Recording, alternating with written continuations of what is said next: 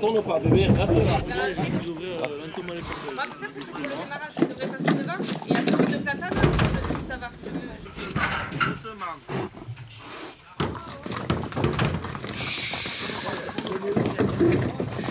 Qu'ils sortent pas que par une porte. Hein.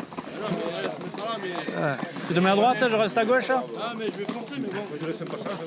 Quand on part pour ce style d'exercice-là, on s'expose à travailler dur, à transpirer fort et à y apparaître à toute éventualité.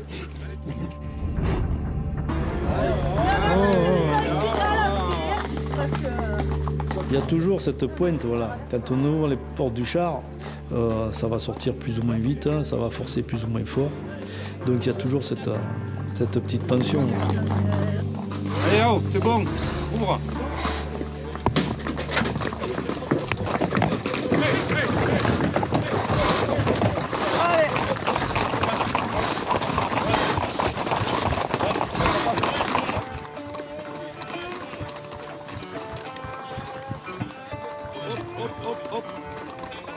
À l'époque, les taureaux étaient déplacés par la route, toujours encadrés par les chevaux. On les changeait de pâture, on les changeait de pays, du pays d'été au pays d'hiver, on les transhumait. Donc on a gardé ce savoir-faire-là, ce qu'on appelle une abrivade, abrivado provençal, qui est une arrivée de taureaux. Quand les gardiens traversaient les villages ou les pays à l'époque, donc ça se menait de façon guillerette, comme ça. Ce sont des savoir-faire qu'on essaye de se transmettre de génération en génération. La droite on se tient un peu, la gauche avance. Les taureaux, pour eux, tout est agression. Ils n'ont qu'une envie, c'est de s'échapper. Donc ils poussent sur les chevaux, ils cherchent le jour entre deux chevaux pour justement partir au grand galop et s'échapper. On les garde, on les garde, on les garde. Donc le travail des cavaliers est important, là, de ne pas laisser le jour, de bien être serré, de regarder tout le groupe. On est sans filtre, on est exposé, on peut galoper à des heures avant d'en rattraper un au lasso. On sait quand on part, on ne sait jamais quand on arrive.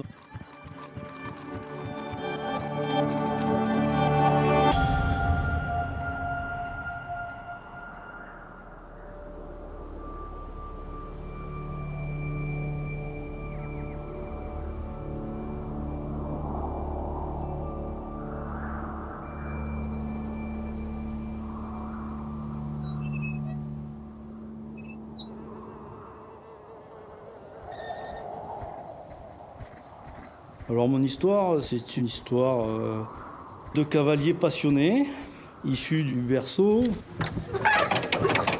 parce que je suis né à Nîmes, donc je suis né sur ces terres. J'ai grandi au fil de ces traditions, des taureaux, des chevaux. Alors là, c'est Reflet. Reflet de Camargue, c'est son nom officiel. Ouais, c'est mon cheval. J'ai récupéré ce cheval qui avait été plus ou moins maltraité au départ et qui était très compliqué. Et le fait de maintenant pouvoir assumer toutes les tâches qui nous sont présentées, pour moi, c'est un grand bonheur. Ouais. Donc c'est un cheval auquel je suis très attaché parce que je lui dois beaucoup à ce cheval. Je suis le plus heureux des hommes. Je me lève à pointe d'heure, je vais chercher mon cheval, je le prépare, j'attelle mon vent, je charge. Je sais que je vais me faire plaisir et avoir des sensations toute la journée.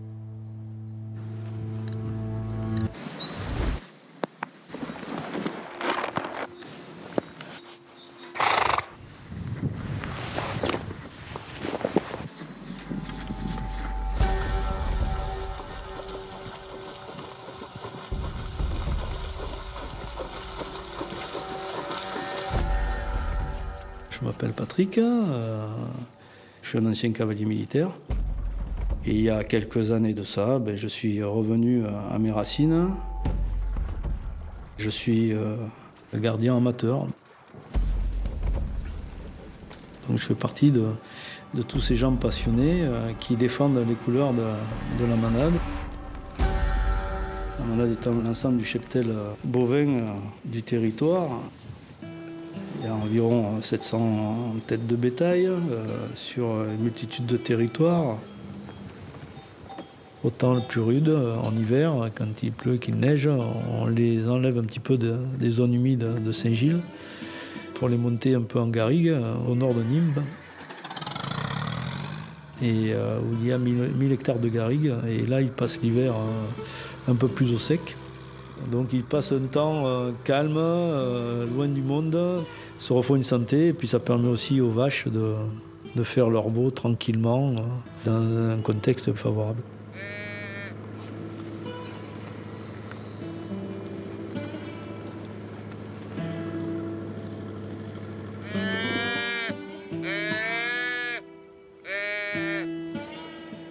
Les taureaux, dans leur contexte, sont loin d'être agressifs. Ils sont entre eux, ils sont rassurés, ils sont dans leur lieu, on leur donne à manger, c'est que du plaisir pour eux. C'est de l'élevage, mais la priorité pour le manadier, c'est arriver à faire une sélection et avoir une race de taureaux avec les qualités nécessaires pour sortir à beaucoup de spectacles de rue.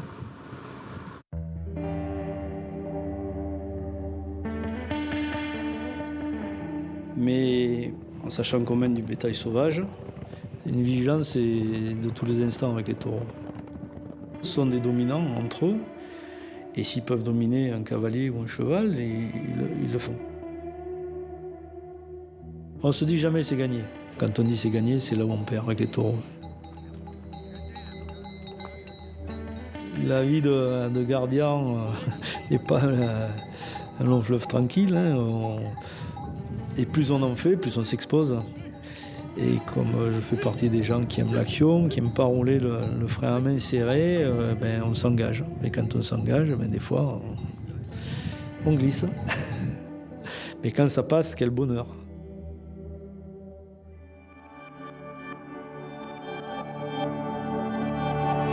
Allez, à Brive là, à Brive. À Brive, et on s'entraîne à tamponner là-bas. Voilà, impeccable. Cet exercice-là, on le fait pour toutes les fêtes de village. Chaque occasion est bonne pour mener les taureaux par la route. On tourne dans la cour. On ramène le groupe de bêtes en pays, donc sur les terres qui s'ouvrent sur des hectares et des hectares de garrigues et de bois. Allez, on ouvre. Bien les gars, super.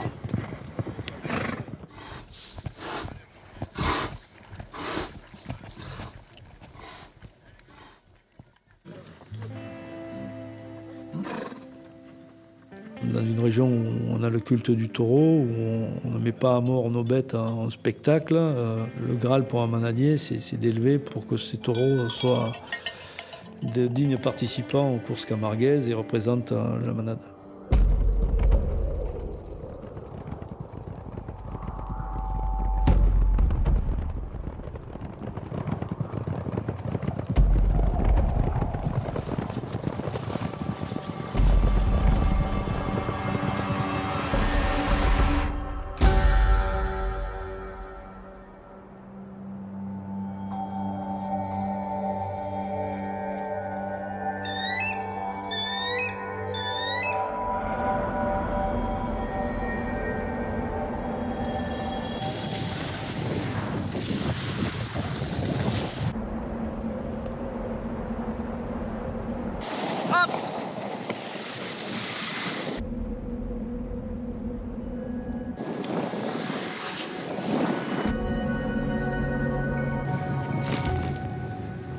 Voilà. Je m'appelle Jacques-Olivier Travers, je suis le créateur d'une organisation qu'on appelle Freedom et qui a pour but de conserver et d'essayer de remettre des oiseaux qui étaient nés en captivité dans la nature.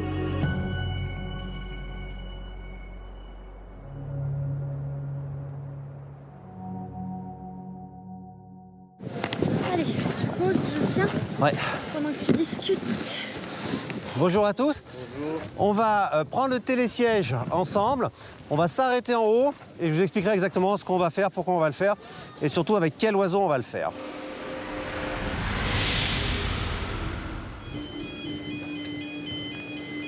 Ces gens-là, ils ne se rendent pas compte, mais ils vont avoir une chance extraordinaire. Ils vont voir un oiseau qui a disparu depuis 200 ans de France. Vas-y, pose-le, attends.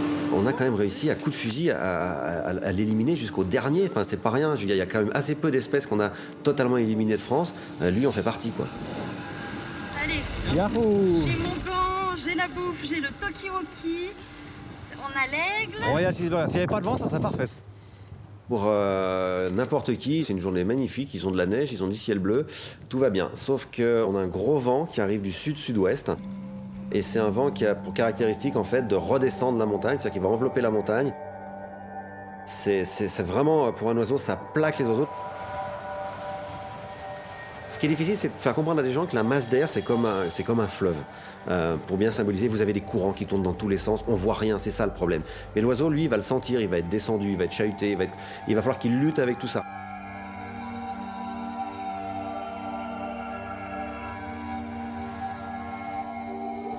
Ah mon Fletch, il va falloir donner le meilleur de toi-même. Hein.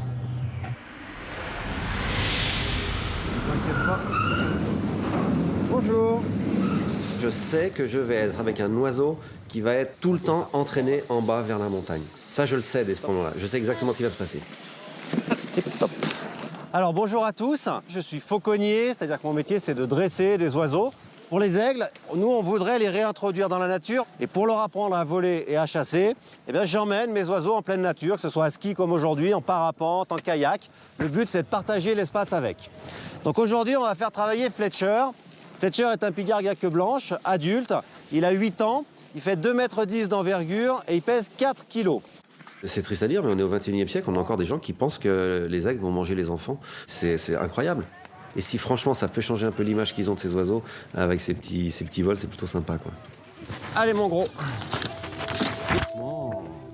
Et c'est bien, faut dire bonjour. Je te félicite. Je te passe lui.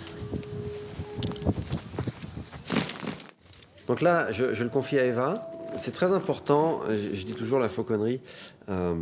Souvent, on va remarquer effectivement celui qui récupère l'oiseau après le vol.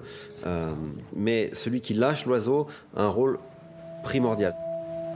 Je m'appelle Eva Merrier, je suis biologiste. Je suis l'assistante de Jacques, certes, mais surtout de l'aigle, en fait. Mon rôle, c'est de mettre en confiance mon oiseau, qu'il soit bien, très très serein au moment de son envol, pour qu'il soit focalisé sur une seule chose, son travail avec Jacques.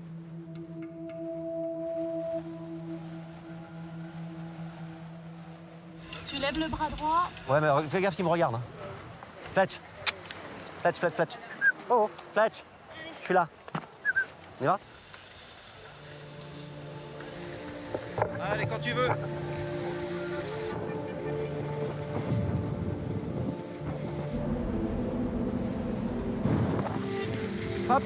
Hop, Fletch. Hop. Allez, Fletch. J'en vois pas, mais il y en a un très fort vent dans le dos là, qui pousse l'oiseau. Regardez la vitesse où il me rejoint. Là, il peut pas s'arrêter sur mon gant. Il peut pas y avoir un miracle. C'est-à-dire que l'oiseau ne pourra pas faire ce que la nature lui interdit de faire. Il peut pas se poser avec le vent qui le pousse dans le dos. Ma seule chance, mon seul espoir, c'est que l'entraînement qu'on a eu, toute l'histoire qu'on a ensemble fera que voilà, il n'ira pas au fond de la vallée, 4-5 km plus bas.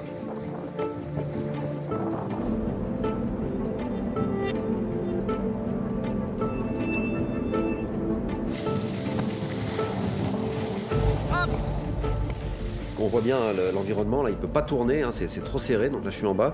Il est en train de faire un tour dans les arbres à ce moment-là, il essaye, lui, il a pris de la hauteur, il essaye de revenir vers moi. Donc là je sais que c'est le moment, entre guillemets, où j'ai le plus de chances d'avoir une petite frayeur.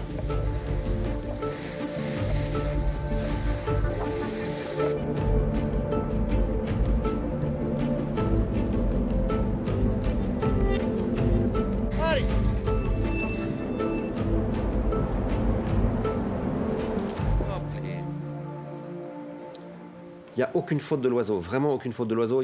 Même si pour les gens, ils se disent « Oh là là, il s'est sauvé », moi je sais que dans ces conditions-là, il ne pouvait pas faire autre chose. Il aurait pu, par contre, on voit le village qui est au bout, là-bas au fond, qui est à 3 km. Et en 2 minutes, il était au village en bas et il pouvait se poser sur un toit. Bon, déjà, vous comprenez que quand on skie avec un aigle, on ne va pas où on veut. Hein? L'oiseau a loupé son atterrissage, on avait vent dans le dos. Il s'est laissé glisser, il ne pouvait pas tourner.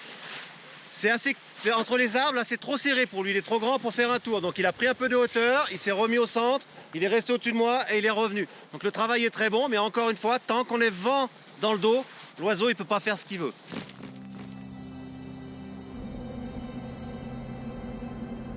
Ma grande fierté, c'est de dire qu'au bout de 15 ans, j'ai perdu un seul oiseau dans ma vie en faisant des milliers et des milliers de vols en pleine nature. Et c'est pas parce que j'ai eu de la chance, certaines fois certainement, mais c'est parce que je me suis astreint à cette obligation de penser entre guillemets comme un oiseau. Allez, tac, hop. À force de penser comme eux, on analyse la situation comme eux et on peut presque dire bah là il va se passer ça, là il va se passer ça. On sait finalement.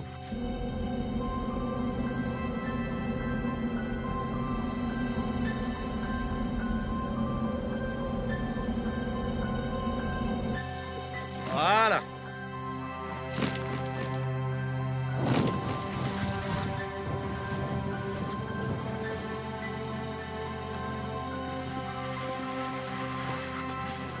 Là, on voit, on est face au vent, le posé est parfait, on a cassé la vitesse. Le sens du vent change et tout change.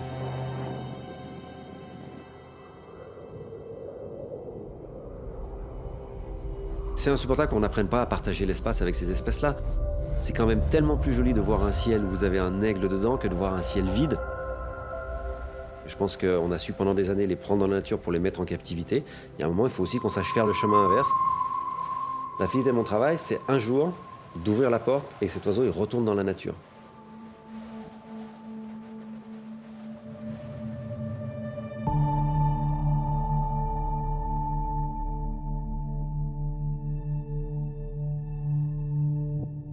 Briefing. 1, 2. Je ne vais pas me compter. 1, 2, 3, 4, 5, 6, 7, 8, 9, 10, 11, 12, 13. Ah putain, 13. Ah oui, mais France ne compte pas. 12. Donc 12. On va amener donc les taureaux sur le chemin doucement, autour de là, et on rentrera dans le pays. Et on essaiera de garder les taureaux au maximum. Et après, on les laisse, on enverra les taureaux. Et après, on trie les taureaux. Voilà. Bon, je pense qu'on n'est pas trop mal. Là, il ne faut pas faire d'erreur. Hein. C'est bon? Allez, c'est parti. Go, go, go! Alors moi, je m'appelle Béranger Aubanel. Voilà, donc je suis la 4e génération des descendants de la dynastie Baroncelli Aubanel. Dans l'histoire, il y a eu donc mon arrière-grand-père, le marquis Folco de Baroncelli-Javon, qui en 1896 a créé sa manade, qu'il a laissée à sa fille, Frédéric de Baroncelli, et qui a épousé un Henri Aubanel, qui était mon grand-père paternel. Et mon grand-père s'est forcé toute sa vie à conduire cette manade et à défendre les traditions camarguaises, ces traditions qui fondent la région. Ma grand-mère a donné naissance à 6 enfants, mon père, en l'occurrence Pierre Aubanel. Et nous, avec mon frère Réginald, qui est un peu plus jeune que moi, on mène cette propriété depuis tout petit avec mon père. Et pour ma part, moi, en tant que 4e génération, j'ai décidé de continuer avec mon frère cette propriété, cette vie de manadier.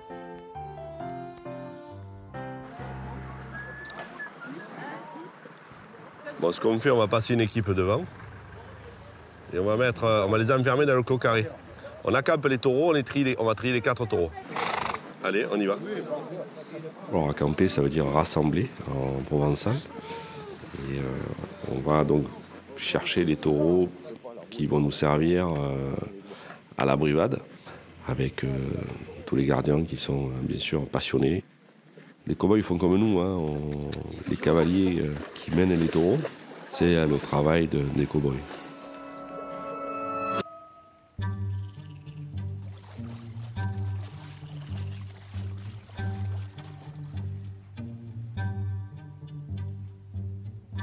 Dans cette terre, on doit avoir à peu près 70 taureaux jeunes, et donc 4 taureaux d'abrivade. Et ils ont la chance de vivre ensemble. et de bien manger. Ce sont des taureaux sauvages.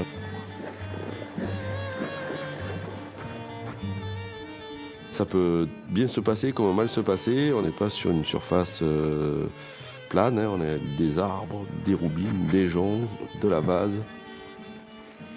Donc ça peut être vite dangereux, hein. Si on part au galop, il arrive parfois qu'on tombe de cheval, on se fait écraser par le cheval. Le cheval fait 400 kilos, donc... Les taureaux sont là.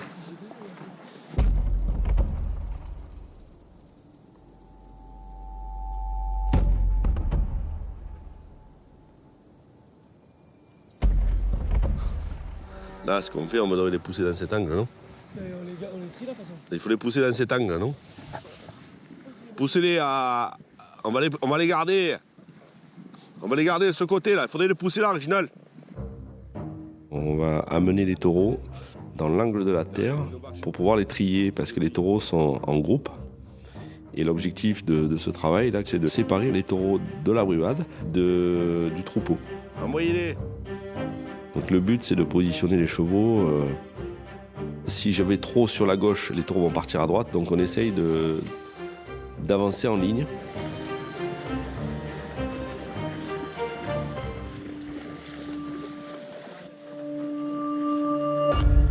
C'est un travail d'observation. Les bêtes peuvent s'affoler en l'espace de 10 secondes. S'il y a 2-3 bêtes qui partent, tout le troupeau va s'enfuir.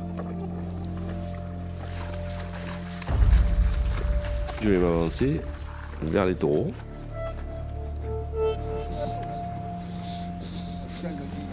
Les taureaux sont cornes nues, c'est-à-dire qu'il n'y a pas de protection. Et un taureau peut décider, s'il se fait mal, de s'arrêter et venir charger les chevaux. Ça, c'est à tout moment. Et alors, toujours, on fait très attention. Avec le trident, on arrive à se défendre.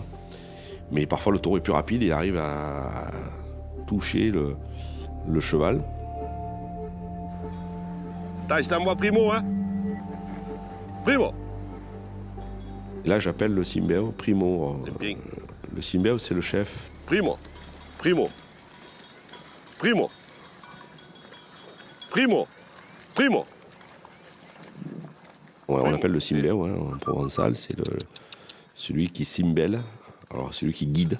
C'est-à-dire que c'est lui, normalement, qui doit sortir le premier. Et les taureaux vont le suivre. Oui, oui. Alors là, comme il n'est pas trop décidé, les taureaux sont derrière hésitants. Vous voyez, Coquin. Colimping. Limping. Limping. Coquin. Coquin. Oh, oh, oh. Coquin. Allez, venez à 2 ou 3 là. Coquin. Oh, oh. Ah. Voilà, ça c'est Coquin, qui porte bien son nom. Pastre. Hop, hop, et hop, là, hop, le pastre. Pastre. Oh, oh. Et là, ils n'ont pas envie d'y aller parce que le chef, il ne s'est pas engagé de l'autre côté. Hop, hop, hop, hop, hop, hop. Et hop, hop, hop, hop, hop. Toute la difficulté, c'est de les intimider pour les amener sur une autre partie du domaine. Envoyez tout là. On est dans les branches, dans les arbres, donc c'est très étroit, hein. Le cheval passe à 1 cm de chaque arbre. Là, je peux me faire casser une jambe très facilement, hein, si le cheval se galope. Allez, Calais, passez 3 ou 4 devant. Passez devant. Et là, on va partir des taureaux. Donc, on a réussi notre mission. Les taureaux sont sortis. Arrêtez-les, les taureaux, ils vont s'enfermer dans le clos là-bas. Venez, venez.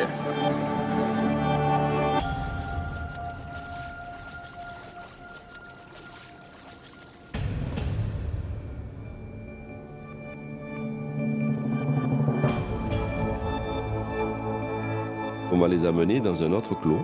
Et là, tous les cavaliers, alors voilà, donc il y a des cavaliers qui sont partis devant, qui sont là pour arrêter les taureaux, parce qu'il ne faut pas non plus qu'ils partent affolés. Donc il faut les canaliser sur les terres à droite.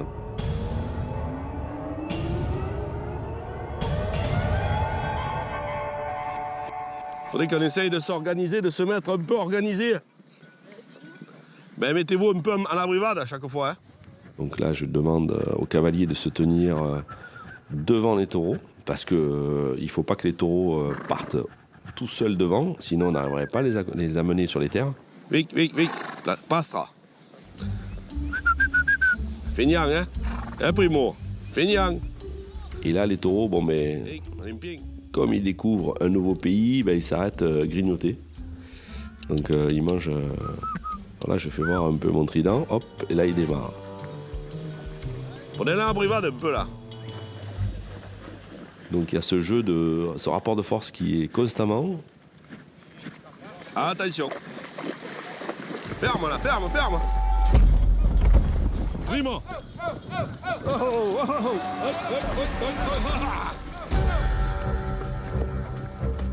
Empêche-le de passer.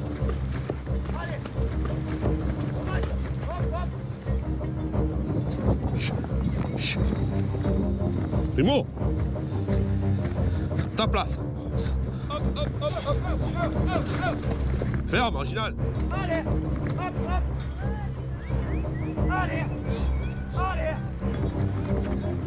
Là, ils veulent s'échapper. Ils veulent pas aller dans l'autre terre, donc ils veulent remonter et essayer de s'enfuir. Donc là, j'y vais pour les intimider.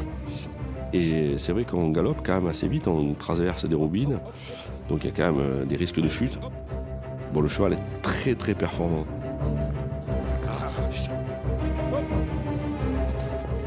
Et là, le taureau, il sait que je suis derrière lui.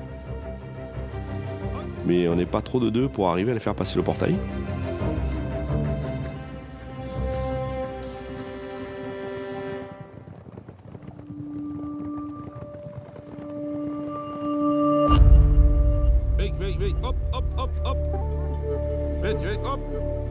Là, on arrive près du but, c'est-à-dire pour aller aux arènes, parce qu'on est encore à 500-600 mètres des arènes.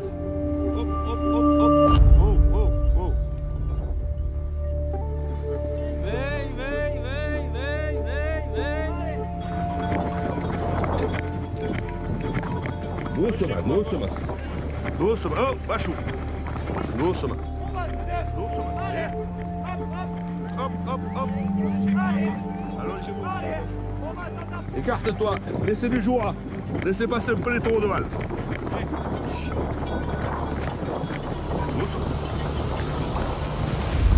Allez, on rentre tous les deux, joueurs.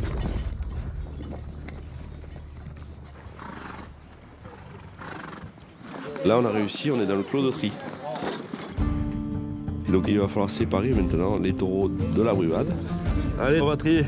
On va prendre 2 jeux de taureaux. On va les enfermer dans les arènes et ils doivent rentrer dans le taurine.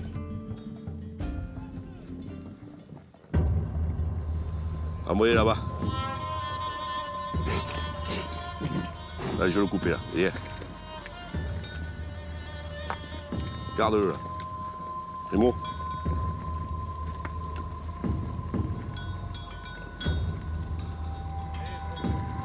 Ah oui, allez, Joël. Allez, douce. Primo. Là. Allez, on pousse dans le...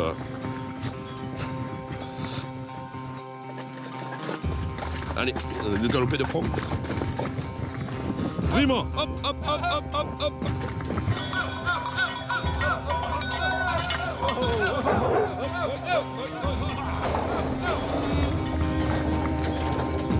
Mais là, taurine.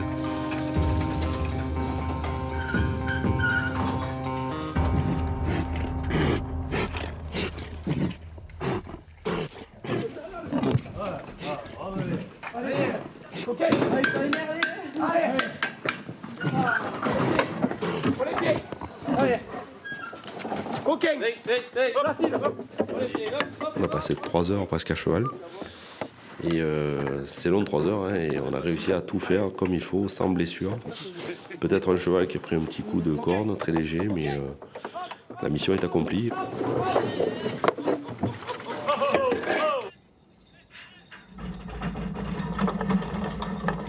Les taureaux sont transportés avec des camions.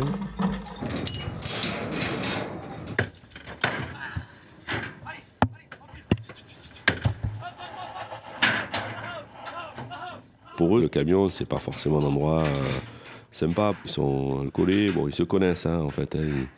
Ils sont tranquilles, on les voit pas essouffler. Ils se posent des questions parce qu'ils se disent quand est-ce qu'on va sortir. C'est bon, Maxime? Arrangez la corde. Mets l'anneau au milieu, mets l'anneau au milieu. Tu les as ou pas? Là, ils sont positionnés au Nabrivad, en attente de travail. Allez.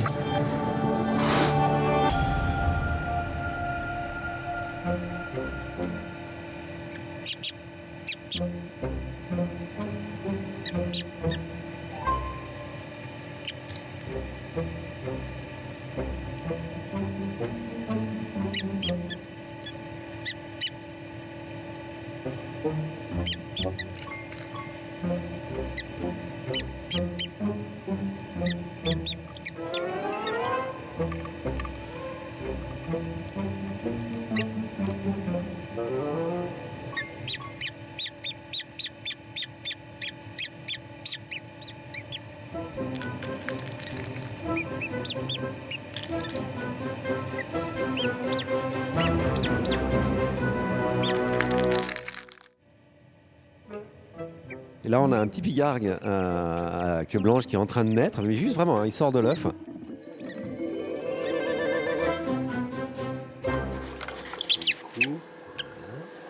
C'est extrêmement fragile, en fait, surtout c'est fragile pendant le temps de l'éclosion, parce que c'est un temps qui est relativement exténuant pour l'oiseau. Il va devoir casser cette coquille qui est extrêmement solide. Une grande partie des pertes qu'on a, c'est évidemment au moment de l'éclosion. Donc c'est pour ça que j'y porte un soin tout particulier. Il faut les regarder tous les jours parce que ça se joue réellement à quelques heures près entre le succès et l'échec.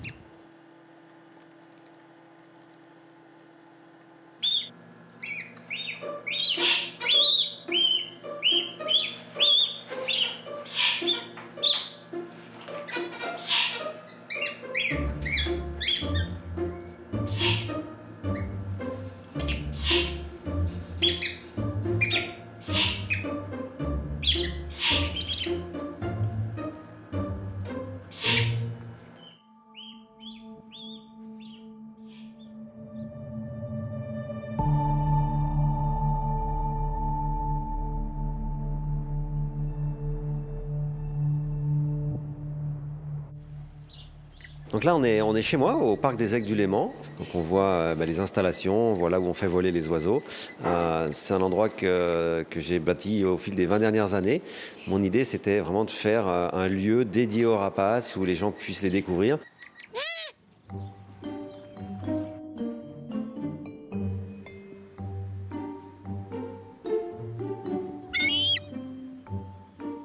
On a la chance d'avoir une énorme collection, hein. On a 220 rapaces qui représentent un peu plus de 70 espèces. Doucement. Doucement. Je les connais tous parce que les trois quarts, je les ai soit fait naître chez moi, soit je les suis allé chercher dans d'autres parcs. Tous les oiseaux qui sont sur mon parc ont une histoire que je connais et il n'y en a aucun qui est là par hasard. Alors, bon oui, il est content. Ton boisson, il est content, hein. Allez, tiens. Ça, c'est Eva. Eva, elle travaille avec moi depuis qu'elle a 13 ans. Et c'est une passionnée. Et c'est quelqu'un vraiment avec qui j'ai beaucoup de plaisir à travailler parce qu'elle aime les oiseaux et puis elle essaie surtout de réfléchir comment on peut améliorer nos techniques. J'aime beaucoup travailler avec elle.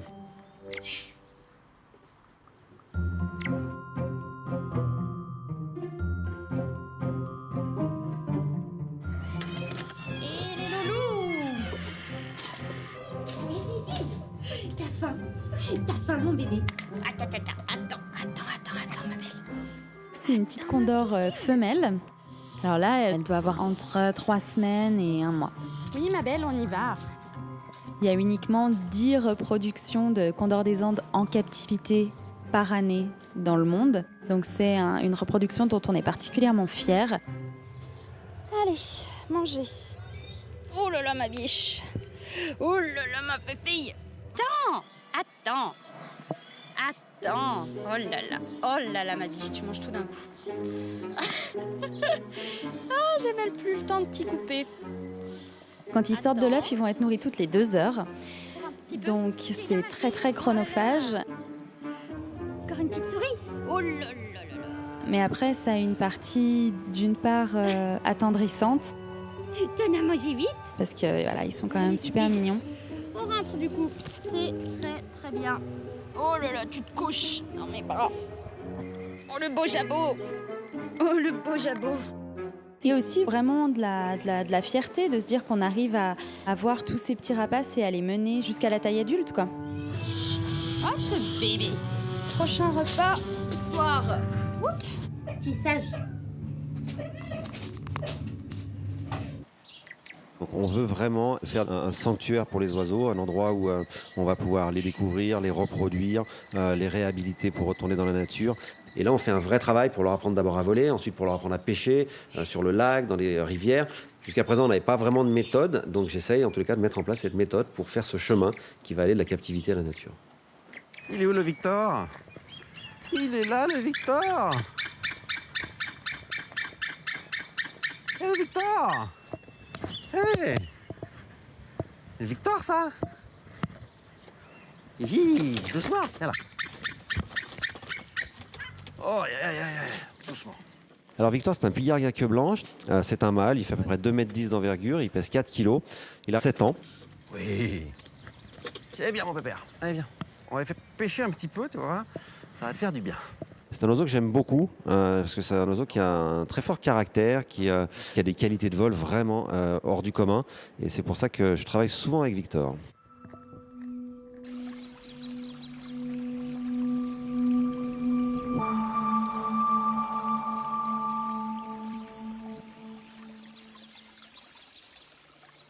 Là, l'idée pour moi, c'est simplement de permettre à Victor d'exprimer un comportement qui est naturel. C'est un aigle pêcheur.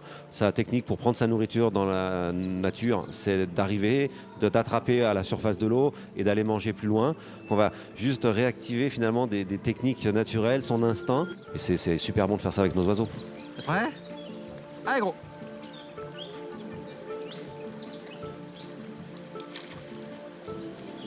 C'est bien, Vic.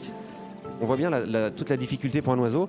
Il arrive à peu près à 50-60 km/h sur sa cible, mais il faut bien coordonner le lancer des pattes, le mouvement des ailes, ralentir la vitesse. Et ça, au début, ça leur demande vraiment du travail. Les jeunes oiseaux, ils finissent les 3/4 du temps par se baigner dans l'eau parce qu'ils ont envoyé les pattes trop tôt, trop tard, ils ont loupé la proie. Et dans la nature, les parents vont leur montrer, les inciter. C'est exactement le même travail que je fais ici.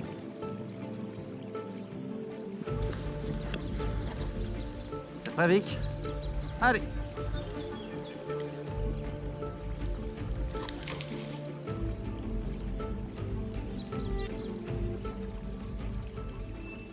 Allez bébé, viens.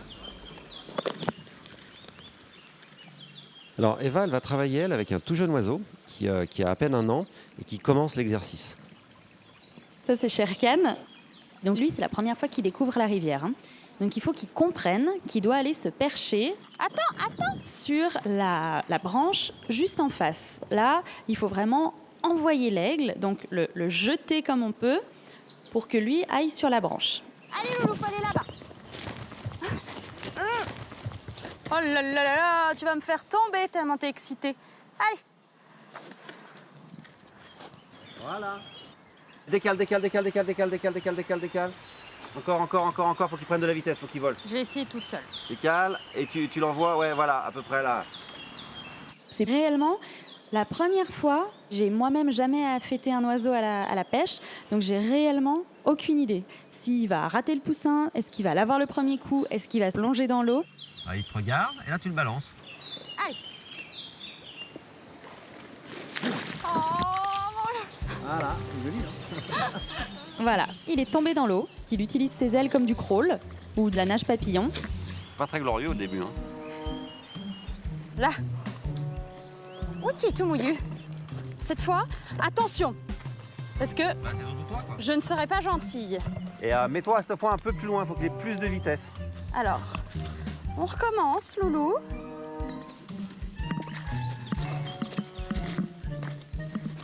Bien mouillé. Attends. Non, c'est pas bien ce que t'as fait. C'était pas profond. Ouais, mais c'est pas bien, il a pas obéi et toi tu balances ton truc, il a plus de vitesse, tu changes de trajectoire, il peut pas se mettre. Là, quand c'est comme ça, tu le reprends, je le donne pas. Et il faut que tu l'obliges à être dans une trajectoire rectiligne pour qu'il ait quand même une chance de le prendre avec de la vitesse, quoi. Bon, Là. Ouais, l'exercice, il est difficile à la fois pour l'oiseau et pour le fauconnier, parce que il faut que le fauconnier arrive à se mettre dans la tête de l'oiseau, arrive à se mettre dans la capacité physique de l'oiseau. On veut vraiment qu'il retrouve son instinct de pêcheur. Et là, c'est pas une pêche, c'est un plongeon. Allez, vas-y.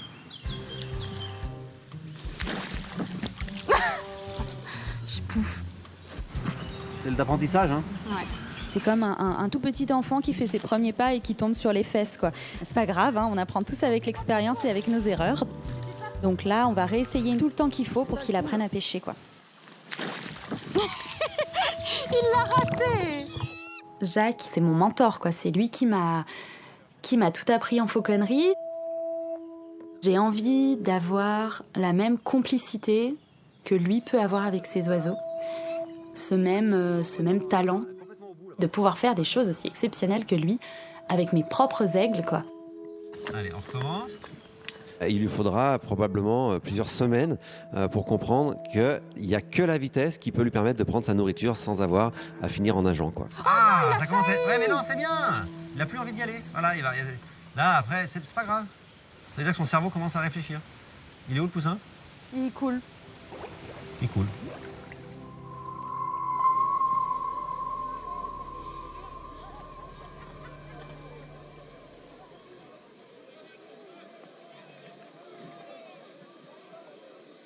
Traditionnellement, au même titre que les abrivades qu'on présente en public, eh ben, on présente aussi ce qu'on appelle la gaze d'un cours d'eau.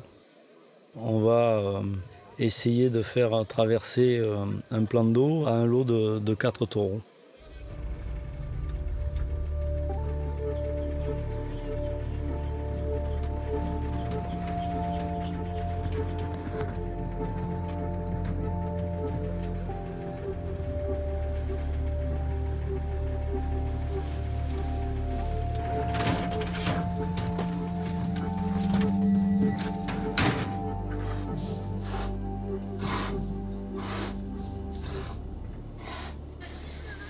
Allez, 1, 2, 3, 4. Qui c'est qui fait le devant?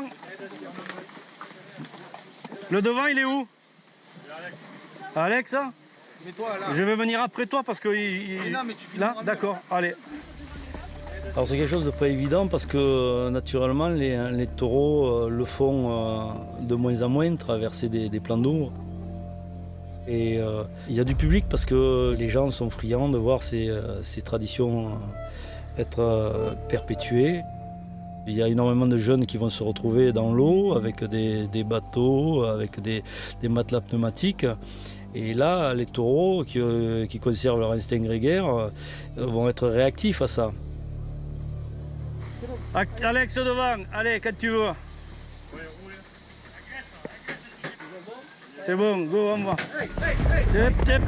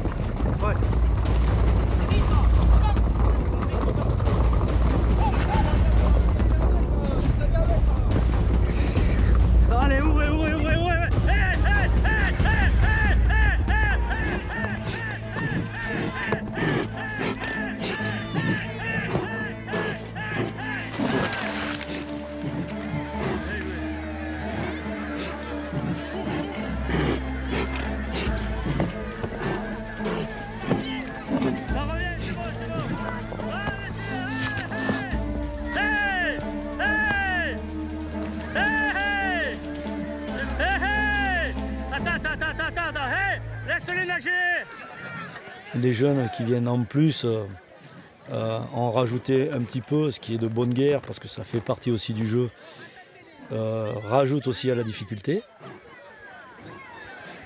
Les taureaux nous font face, nous on est en train de les stimuler pour qu'ils repartent nager dans le bon sens. Donc on fait front avec mes collègues pour les pousser dans le bon sens, mais on voit qu'on n'y arrive pas.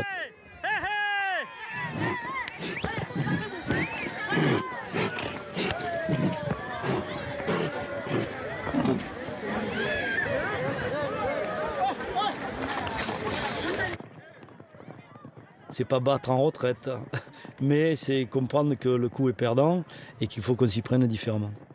Là, si on échappe un taureau en pays ouvert, 2 minutes après, il peut être dans le jardin d'une maison, il peut croiser une nationale. Voilà, ce sont toutes ces choses-là qui ne doivent pas arriver.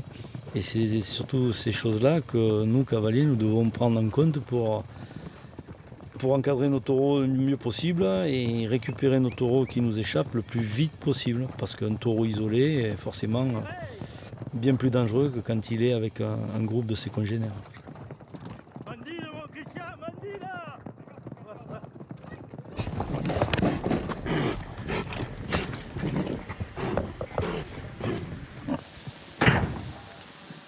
C'est pas une gaz facile. On est déçus parce qu'on aime bien quand ça se passe bien du premier coup. Bah oui, on va pas lâcher comme ça. Ben, ils sont allés à l'eau, mais ils leur ont fait faire demi-tour. Ben oui.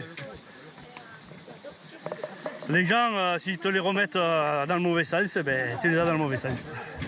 C'est con parce qu'on les a bien rentrés, ils sont rentrés tous les 4 nickel, t'as vu? On souffle, on se parle, on débriefe. Et là, on est plutôt dans la stratégie qu'on va devoir adopter avec le deuxième lot de taureau pour réussir mieux qu'avec le premier.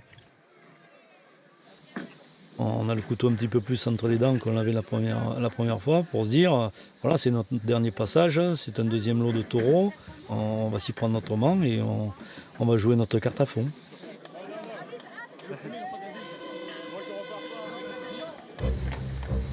Ouais.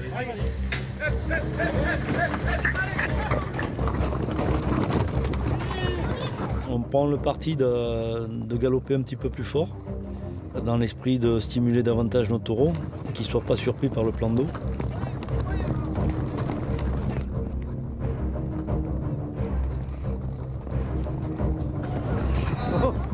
Allez, va.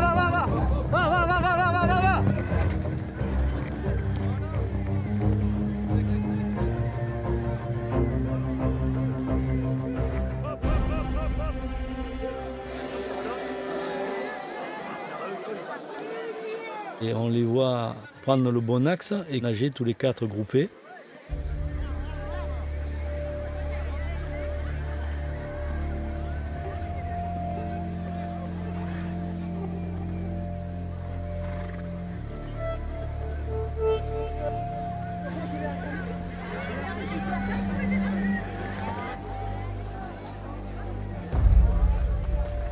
Là, on est heureux.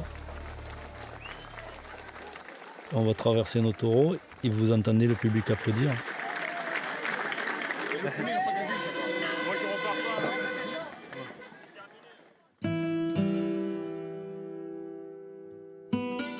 On est un pays de bouvines, on est un pays de passionnés, on est un pays qui a une histoire, on est un pays qui est attaché à ses racines.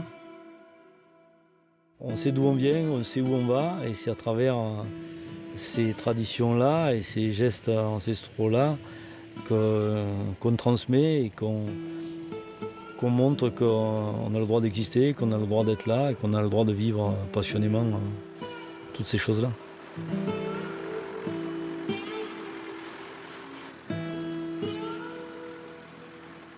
C'est pas donné à tout le monde de vivre ça. Voilà, moi, le bonheur est dans le pré, moi je vous le dis. Et en Camargue notamment.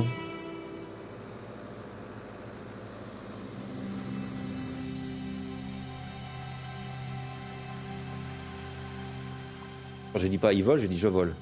Je vais voler, je dis toujours. Alors que c'est mes oiseaux qui volent, c'est pas moi. Mais c'est ça qui est joli, c'est que comme ils sont nés en captivité, comme je leur ai appris à voler, comme j'ai partagé avec eux cet apprentissage, je sais ce qu'ils ressentent, je sais ce qui est difficile, je sais quand ils prennent du plaisir. Donc je vole complètement par procuration, ça c'est évident. Victor, il est vraiment à la limite, c'est-à-dire qu'il suffirait qu'on le mette quelques jours, quelques semaines maximum, dans des conditions réellement de prendre du poisson vivant dans un espace ouvert, et il n'aurait plus besoin de moi. C'est sûr que le voir retourner dans la nature, ça sera une forme d'aboutissement d'un rêve, et en même temps, ça sera un déchirement, parce que j'ai vécu tellement de choses, j'ai appris tellement de choses avec cet oiseau, qu'il y a une relation qui s'est faite. Victor s'est peut-être pas attaché à moi, mais moi, par contre, je me suis énormément attaché à lui.